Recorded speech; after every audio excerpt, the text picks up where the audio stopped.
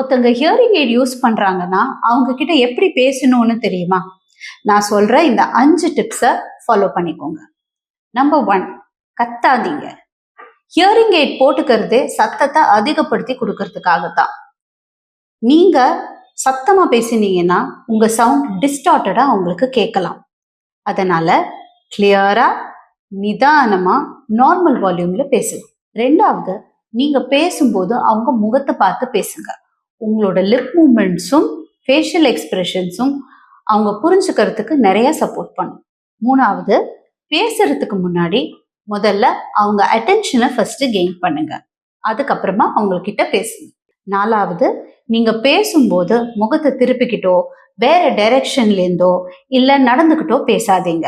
இதனால அவங்களுக்கு information miss ஆகலாம். லாஸ்டா, அவங்களுக்கு புரியலைன்னா ரிப்பீட் பண்ணுங்க. இல்லைன்னா சிம்பிளா அதை ரீஃப்ரேஸ் பண்ணி திரும்ப சொல்லி பாருங்க. கொஞ்சம் பேஷன்ஸும் கொஞ்சம் அண்டர்ஸ்டாண்டிங்கும் இருந்தா கம்யூனிகேஷன் ரொம்ப ஈஸியா ஆயிடும்.